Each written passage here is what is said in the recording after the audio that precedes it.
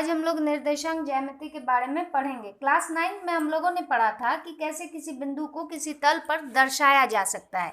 यदि यहाँ पे x axis y axis x y एक तल है, इस तल पर x axis x dash y y dash x y तल पर किसी भी बिंदु को हम लोग कैसे दर्शाते हैं, ये हम लोग 9th में ही पढ़ लिए थे। जैसे 2 3, तो 2 और यहाँ पे 3, तो कोई पॉइंट मिलेगा यहाँ पे हम लोग को ग्राफ में, जिसका नाम है 2 3। अब यदि 5 7 बोला जाए तो 5 यहाँ है, 7 यहाँ है, यहाँ से लेके यहाँ पे आ जाएगा 5 7।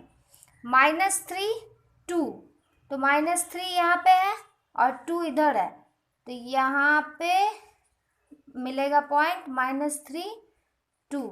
अब यदि -3 -5 है तो -3 एक्स एक्सिस पे और वाई पे -5, तो -3 -5 यहाँ पे मिलेगा। हम लोग इन सारी चीज़ों को क्लास 9th में ही देखा हुआ था। और कुछ सीखे थे हम लोग कि एक्स अक्ष को क्या बोलते हैं। एक्स अक्ष को हम लोग बोलते थे भुज और वाई अक्ष को क्या बोलते थे, कोटि बोलते थे हम लोग। और ये भी सीखे थे कि यदि एक्स अक्ष पे कोई बिंदु है तो एक्स वाला तो रहेगा, लेकिन वाई वाला टर्म जो है 0 हो जाएगा। जैसे इस बिंदु पे ये, यदि यहाँ पे कोई बिंदु आ रहा है तो यहाँ पे एक्स वाला तो 4 है, लेकिन वाई वाला 0 हो जाएगा। उसी तरह यदि वाई अक्ष पे कोई बिंदु है, यदि यहाँ पे, तो वाई वाला तो है, लेकिन एक्स वाला पॉइंट 0 हो जाएगा। यहाँ पे हम लोग ये भी सीखे थे कि एक रेखा को कैसे हम लोग, सरल रेखा को ax + by + c = 0 के रूप में लिखते हैं, ये हम लोग सीखे हैं। और ये भी सीखे हैं कि कैसे एक परवलय को y = ax² + bx + c के रूप में लिखा जा सकता है। ये चैप्टर 2 में हम लोगों ने सीखा था। परवलय शून्यक निकालने के लिए हम लोग सीखे थे कि यहाँ पे यदि ये परवलय टच हो रहा है इस रेखा को, तो यहाँ पे एक शून्यक होगा। ये सारी चीज़ों को हम लोग सीख चुके हैं। आज हम लोग सीखेंगे कि जैसे ये सारे पॉइंट दिए हुए हैं, बिंदु दिए हुए हैं, तो इन बिंदुओं के बीच दूरी कैसे निकाला जाए। यदि यहाँ पे P इसका नाम है पॉइंट का, यहाँ पे Q पॉइंट का नाम है, तो PQ निकालिए। इसको हम लोग कैसे निकाल सकते हैं इस निर्देशांक के हेल्प से। तो आज हम लोग यहाँ पे दूरी सूत्र पढ़ेंगे।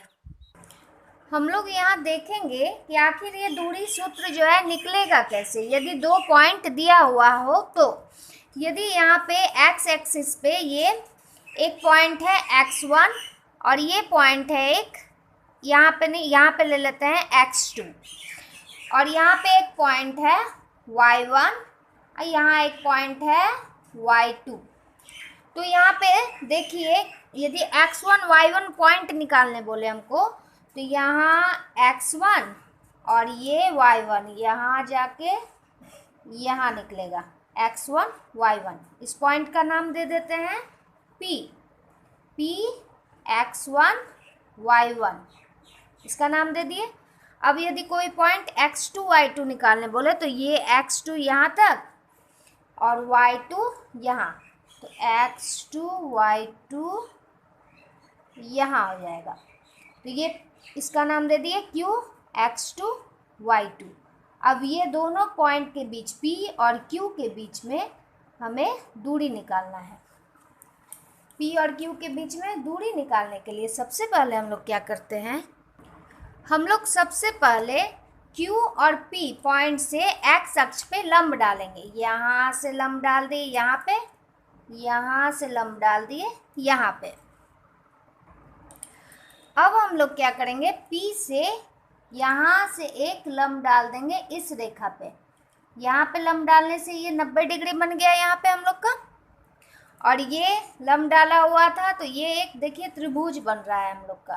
तो त्रिभुज में यहाँ से यहाँ तक का दूरी चाहिए हमको, तो ये एक समकोण त्रिभुज बन रहा है। समकोण त्रिभुज में 90 डिग्री के सामने वाला क्या होता है, कर्ण होता है, हम लोग जानते हैं।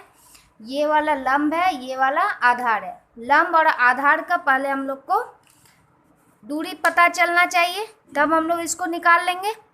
तो इसको निकालने से पहले हम लोग इसका नाम दे देते हैं, पी टी नाम दे दिए यहाँ पे। अब देखिए यहाँ से लेके यहाँ तक दूरी क्या है, y है, y2, और यहाँ से लेके यहाँ दूरी क्या है, y1। तो y2 से जब y1 जाएगा तो ये y2 माइनस y1 लिख सकते हैं इस लंबाई को। अब इस लंबाई को हम लोग लिखेंगे, यहाँ से लेके यहाँ तक है x2, यहाँ से लेके यहाँ तक है x1। तो ये लंबाई जो हो गया, ये हो गया x2 से x1 को घटा देंगे तो क्या बचेगा, x2 माइनस x1। अब हम लोग पाइथागोरस प्रमेय से जानते हैं, इस त्रिभुज पे पाइथागोरस प्रमेय का यूज करते हैं। अब हम लोग चूंकि त्रिभुज पी टी क्यू समकोण त्रिभुज है, इसलिए इसमें पाइथागोरस प्रमेय का प्रयोग करते हैं। और हम लोग जानते हैं पाइथागोरस प्रमेय में कर्ण स्क्वायर इक्वल टू लंब स्क्वायर जोड़ आधार स्क्वायर। तो यहाँ पे कर्ण क्या है, पी क्यू, इसका square equal to P T square जोड़ टी क्यू स्क्वायर,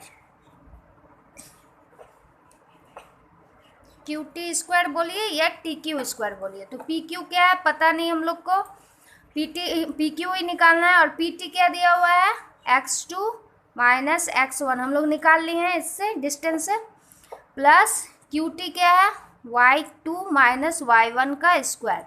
यहाँ पे आ गया पी क्यू का स्क्वायर, स्क्वायर उधर जाता है तो रूट अंडर आता है, हम लोग को पता है। तो रूट के अंदर में हो गया x2 माइनस x1 का square plus y2 minus y1 का स्क्वायर। ये हो गया हम लोग का दूरी सूत्र।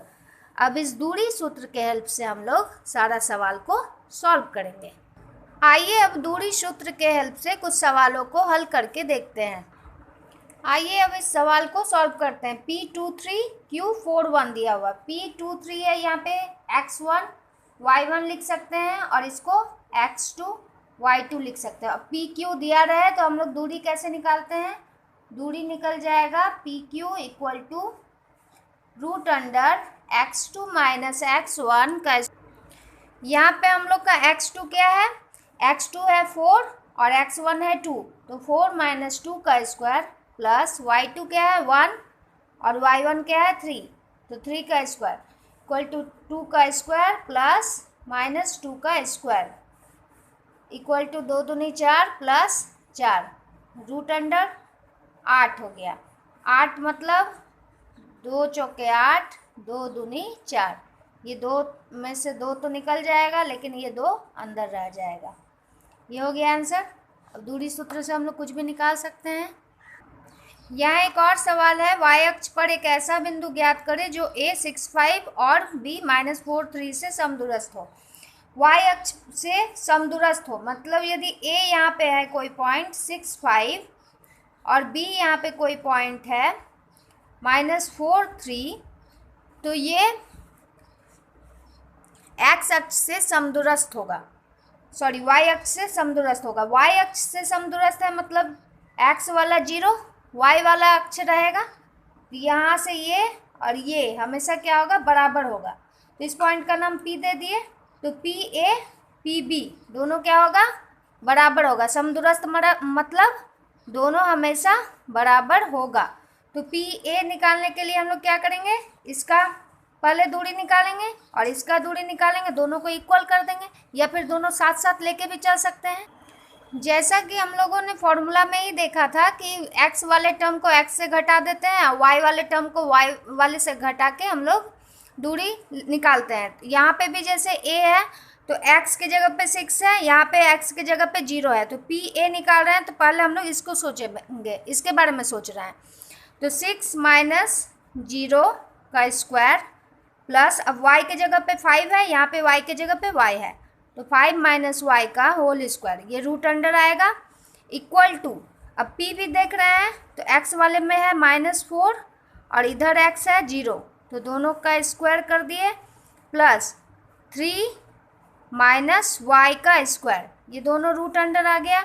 और चूंकि बराबर के इधर उधर रूट है तो दोनों रूट हट जाएगा और ये हो जाएगा 6 square 36 plus a minus B का होल स्क्वायर क्या होगा, a square minus 2ab plus B square equal to, ये भी रूट हट गया तो -4 का स्क्वायर हो जाएगा, 4 4 16 प्लस यहाँ पे 3 square minus 2 into 3 into y plus y square. देखिए वाई स्क्वायर बराबर के इधर उधर रहने से कट जाएगा आपस में, सेम साइन है इसलिए।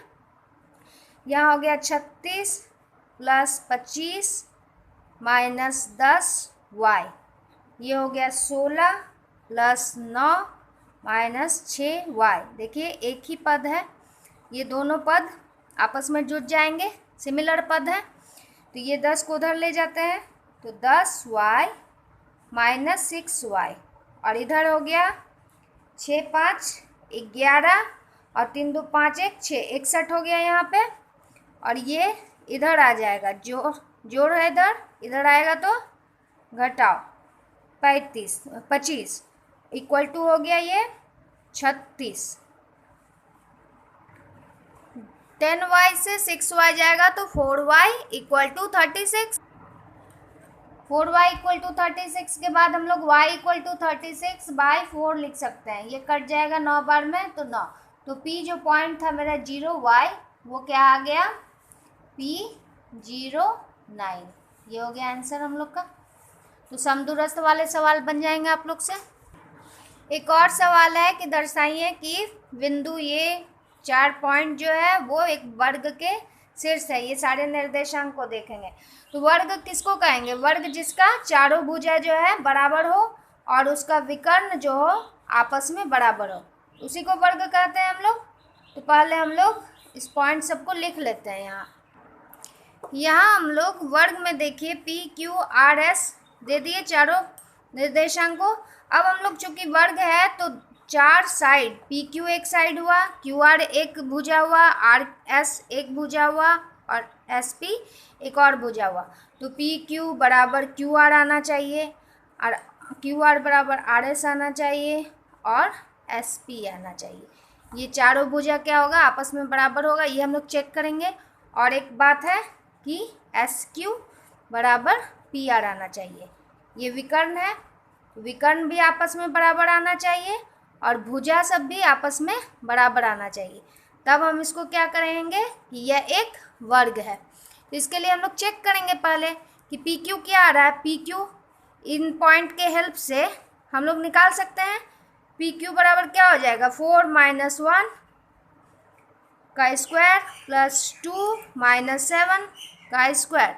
इसको सॉल्व कीजिए, इसको सॉल्व कीजिएगा तो क्या आएगा, 4 से 1 गया 3 का स्क्वायर प्लस -5 का स्क्वायर इक्वल टू हो गया 9 प्लस 25, तो रूट अंडर आ गया 34। उसी तरह हम लोग QR निकाल लेते हैं।